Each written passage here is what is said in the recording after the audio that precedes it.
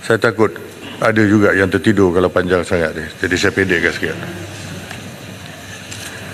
Assalamualaikum warahmatullahi wabarakatuh. Dengan nama Allah yang Maha Pemurah, lagi Maha Mengasihani. Segala puji bagi Allah, Tuhan pentadbir seluruh alam. Selawat dan salam kepada junjungan besar kita, Nabi Muhammad, Sumul Mulia Rasul, serta keluarga dan para sahabatnya sekalian. Yang di-Pertua Dewan Negara, yang di-Pertua Dewan Rakyat, ahli-ahli Dewan Negara dan Dewan Rakyat, saudara-saudari yang saya hormati sekalian.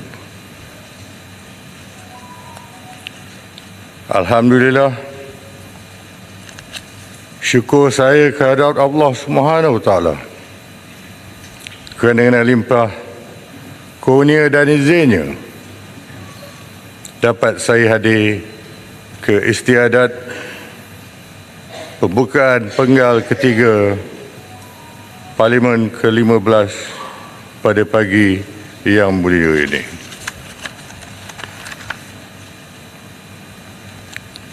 Istiadat hari ini amat bermakna buat saya kerana ini merupakan kali pertama saya datang ke bangunan Parlimen ini setelah mengangkat sumpah sebagai Yang di-Pertuan Agong yang ke-17 pada 31 Januari yang lalu. Pada kesempatan ini,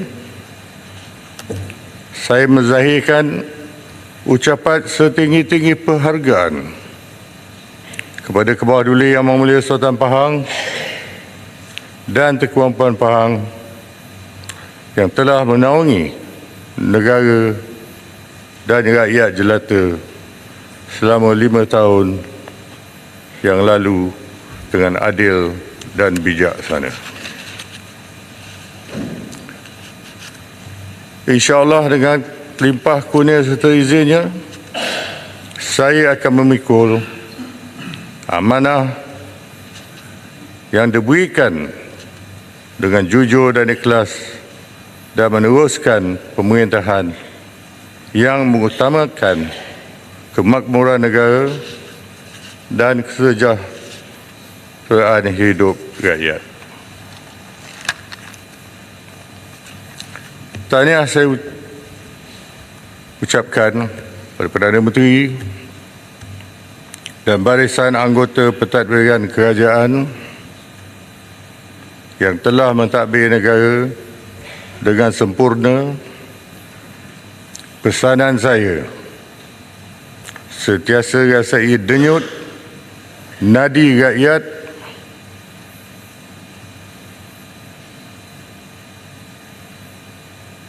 kerana menjadi kewajipan kerajaan untuk membela nasib rakyat.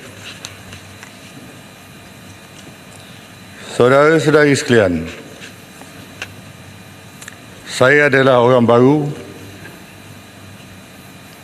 di sini dan belum sampai 1 bulan memegang jawatan Yang di-Pertuan Agong.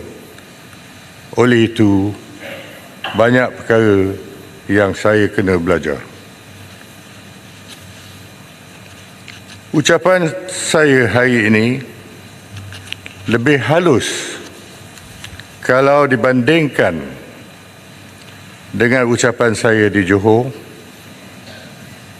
Saya bagi peluang supaya tidak ada yang tersinggung, tapi akan datang harap-harap berjaga-jaga.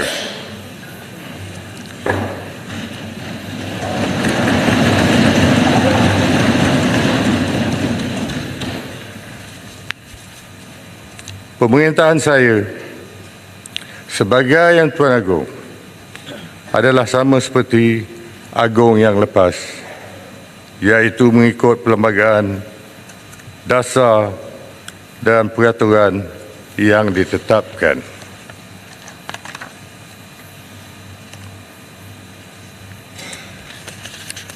Kedudukan saya di sini adalah bagi menjalankan tanggungjawab dan memikul amanah raja-raja untuk memastikan kedaulatan tanah air, kemakmuran negara dan kesejahteraan hidup rakyat akan sentiasa terpelihara.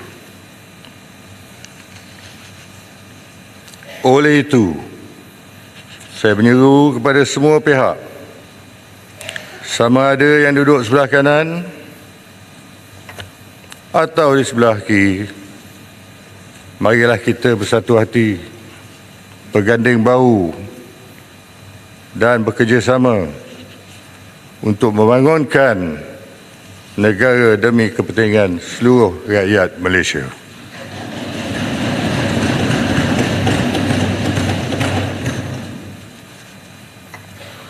Di mata saya, kejayaan atau kegagalan negara ini bukan terletak di bawah Perdana Menteri sahaja, tetapi semua 222 ahli Dewan Rakyat telah diamanahkan oleh rakyat sebagai wakil mereka dalam kerajaan. Semua pihak sedia maklum, keutamaan saya adalah keadaan hidup lebih 33 juta rakyat Malaysia di luar sana. Oleh itu, saya berharap semua ahli yang berhormat akan menumpukan usaha untuk membela nasib hidup mereka, bukannya untuk kepentingan parti politik atau diri sendiri. Ingin saya tegaskan di sini, yang saya tidak akan melayan sebarang permintaan daripada mana-mana pihak yang cuba menggugat kestabilan politik negara.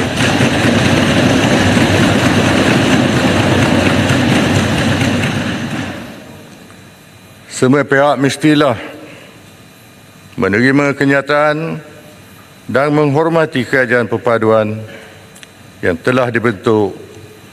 Jika ada hendak bermain politik, tunggulah masa pilihan raya yang akan datang.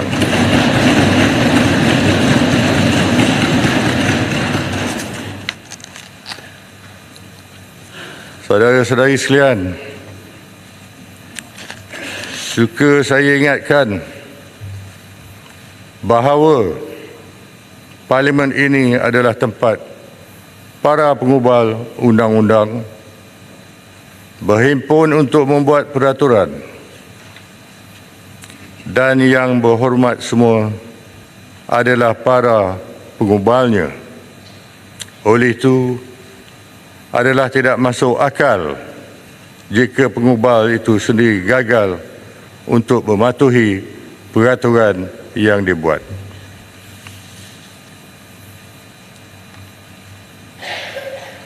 Oleh yang demikian, saya harap semua ahli Dewan akan tunjukkan contoh teladan yang baik apabila berada di Dewan yang mulia ini.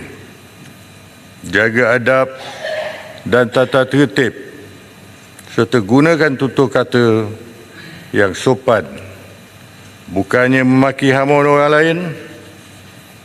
Kalau tengok perangai ahli Dewan sebelum ini, saya pun rasa malu hendak masuk ke Dewan ini.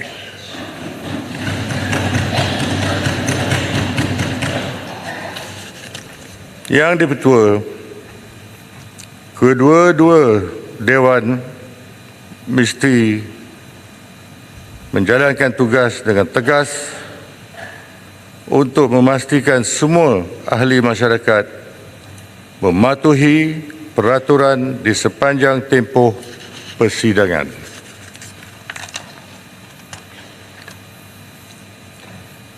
Saya berikan green light kepada Speaker untuk ambil tindakan kepada ahli-ahli yang melampau batas. Boleh kenakan ban 14 hari jika ada yang masih degil.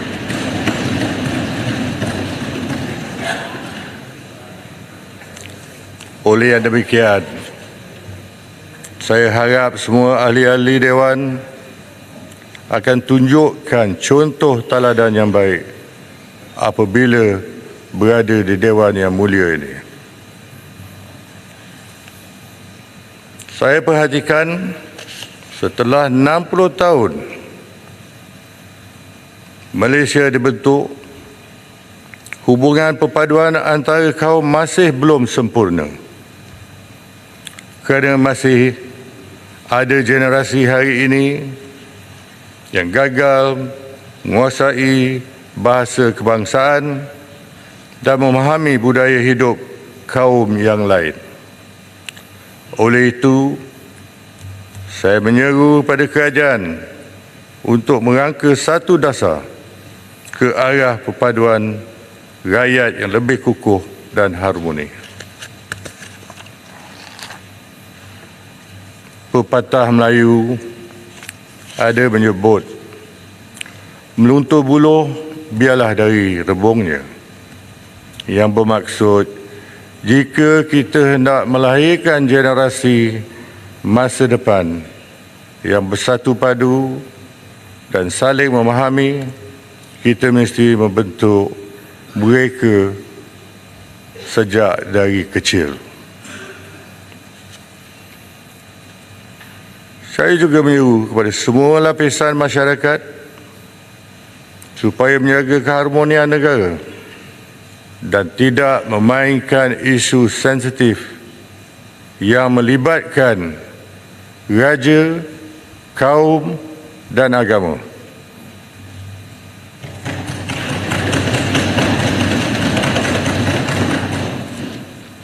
Perlembagaan telah mengiktiraf Islam sebagai agama rasmi Malaysia dan akan terus kekal dipelihara. Namun begitu, agama-agama lain boleh diamalkan dengan aman, tetapi tidak boleh disebarkan kepada orang Islam.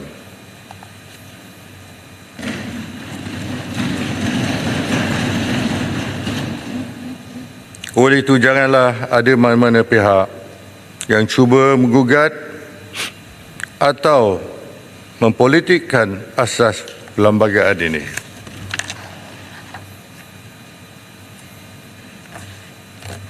Panjang pula. Saya berpuas hati dengan usaha kerajaan dalam menyelesaikan perkara-perkara berkaitan Perjanjian Malaysia 1963 dan berharap agar ianya memenuhi hasrat dan aspirasi demi kemakmuran bersama. Saudara-saudari sekalian, saya berasa kecewa apabila dimaklumkan bahawa kerajaan hari ini sedang menanggung beban hutang yang semakin besar. Ini disebabkan sejak tahun 1998, kerajaan sentiasa berada dalam kedudukan defisit kekal. Adakah beban ini akan kita tinggalkan untuk ditanggung oleh anak cucu kita nanti? Jawapannya adalah pada semua ahli-ahli Dewan di sini.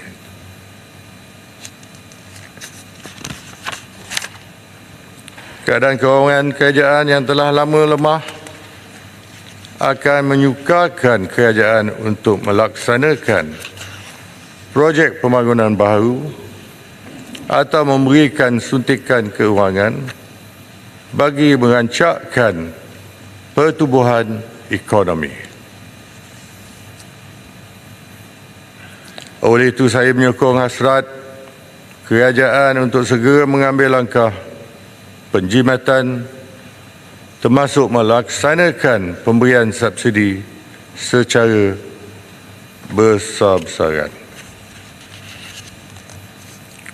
Selain dari itu, dasar-dasar baru yang lebih menyeluruh perlu diterus diperkenalkan, antaranya pengenalan kepada Akta Kewangan dan Tanggungjawab Fiskal 2023 yang merupakan satu langkah kem pembaharuan bagi meningkat urus tadbir pengurusan kewangan awam supaya lebih terus dan bertanggungjawab.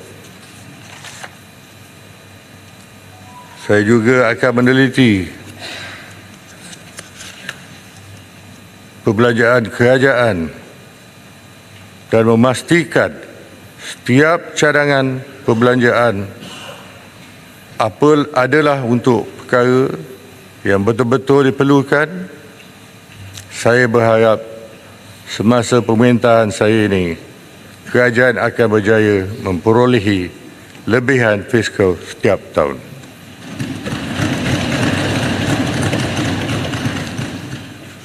Kerajaan juga mesti bersikap tegas bagi membendung kritisan dan penyelewengan dana awam. Kelemahan urus tadbir ini semua peringkat perlu diperiksa, termasuk di dalam badan berkanun dan syarikat milik kerajaan serta anak-anak syarikatnya. Saudara-saudari sekalian, pada tahun 2023, kedudukan ekonomi Malaysia telah berkembang sebanyak 3.7% dan kekal mampan walaupun prestasi pertumbuhan ekonomi dan perdagangan global berada di tahap sederhana. Kadar pengurusan negara berada pada tahap 3.3% dan kadar inflasi sebanyak 2.5%. Jumlah pelaburan diluluskan pada tahun 2003 adalah sebanyak 329.5 bilion, telah mencipta lebih 127,000 peluang pekerja. Tempoh yang sama bagi perdagangan antarabangsa pula, ekspor negara telah mencatat nilai sebanyak 1.426 trilion pada tahun 2023, Mac. Keluaran dalam negeri kasar negara pada tahun 2024 dianggap berada pada tahap antara 4% ke 5%, disokong oleh langkah dan pembaharuan yang telah diumumkan dalam Pelanjawan 2024 tempoh hari.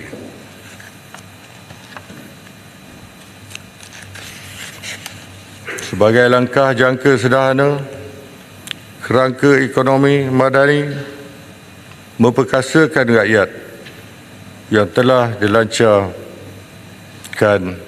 adalah komitmen kerajaan untuk merancang dan menginfrastruktur semula aktiviti ekonomi serta pelaburan.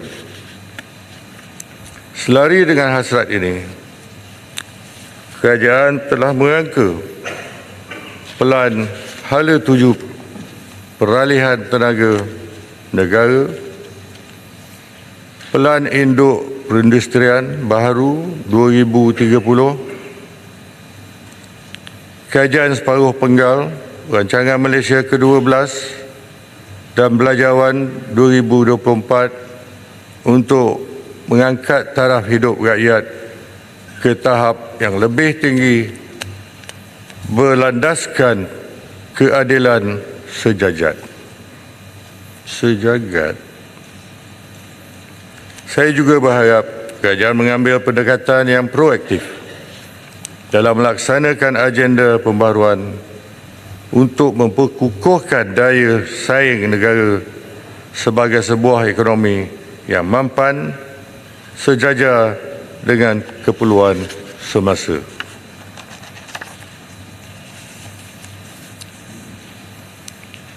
Kerajaan juga perlu menyediakan insentif yang menarik dan memudahkan segala urusan melalui tadbir urus yang cekap. Polisi yang dibuat di peringkat persekutuan juga hendaklah disesuaikan dengan keadaan persekitaran di negeri-negeri kerana setiap negeri mempunyai keadaan yang berbeza-beza, terutama dalam sektor pembangunan hartanah. Saudara-saudari sekalian, peningkatan taraf sistem pendidikan tinggi dalam negara telah melahirkan ramai graduan yang bermutu tinggi, namun peluang pekerjaan ditawarkan pada masa ini adalah tidak setaraf dengan kelayakan yang mereka miliki. Oleh yang demikian, kerajaan perlu berusaha menarik pelaburan bernilai tinggi supaya peluang pekerja yang dihasilkan akan memberi pendapatan yang berpatutan. Di kesempatan ini, saya menyeru semua pihak agar memanfaatkan Tahun Melawat Malaysia 2026, pemilihan Malaysia sebagai pengerusi ASEAN pada tahun 2025 juga akan membuka peluang ekonomi bagi menjadi sumber pendapatan selain mempromosikan budaya dan warisan negara kepada para pelancong yang berkunjung kelak. Oleh kerana kos import yang semakin tinggi, kerajaan hendaklah meningkatkan usaha dan galakkan untuk pengeluaran barangan dalam negara, terutama bekalan makanan harian dan bahan mentah. Oleh itu, meningkatkan pengeluaran makanan hendaklah dibuat lebih tersusun agar jaminan makanan negara mencapai sasarannya. Pada masa yang sama, pelbagai program untuk membantu petani, peternak dan nelayan perlu ditingkatkan agar penghasilan dan pendapatan mereka berada di tahap yang tinggi. Saudara-saudari sekalian, saya menyambut baik kedudukan Malaysia di tangga ke-29 dalam Indeks Daya Saing Dunia 2023 dalam aspek kecekapan kerajaan yang mengalu-alukan usaha berterusan bagi meningkatkan kepercayaan rakyat terhadap kecekapan perkhidmatan agensi kerajaan.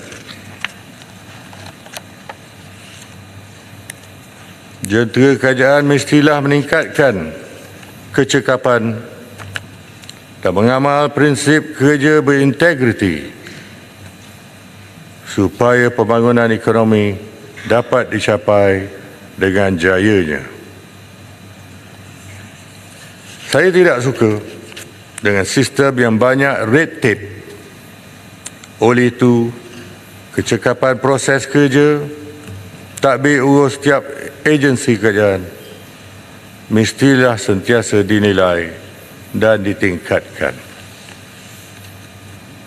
Agensi penguatkuasa juga hendaklah menjalankan siasatan dengan lebih cekap dan cepat supaya sesuatu kes itu dapat diselesaikan dengan segera. Semua kes yang telah dibawa ke mahkamah juga mestilah segera diadili supaya kepercayaan rakyat terhadap sistem kehakiman negara sentiasa dipelihara.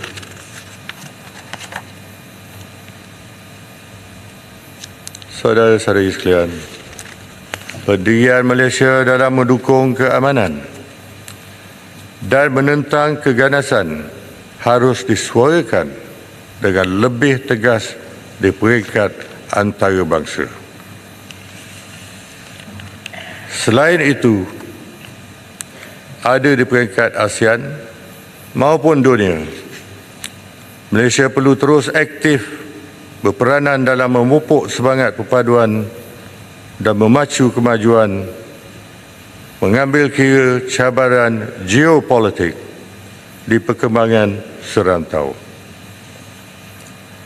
Malaysia perlu tegas menyuarakan pendirian isu Palestin dengan menggesa supaya gencatan senjata segera dilaksanakan dan bantuan kemanusiaan kepada penduduk Gaza dipercepatkan.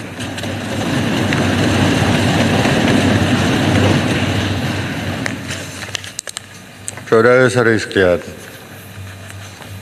saya amat menghargai taat setia yang telah disyurahkan kepada saya dan negara oleh semua anggota Perkhidmatan Awam, Angkatan Tentera,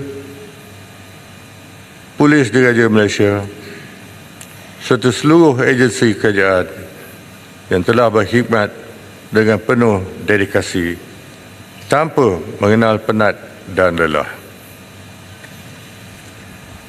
Terima kasih juga saya ucapkan pada semua rakyat jelata yang mengekalkan perpaduan yang harmoni, hidup satu padu dan berpegang teguh pada rukun negara.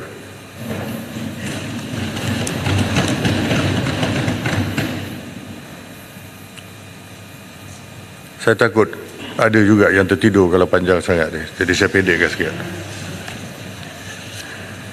Ayat kata, marilah kita berdoa kehadrat Allah Subhanahu Wa Taala. Semoga negara Malaysia dikurniakan rahmat dan keberkatan, kekal aman, maju dan makmur. Sekian.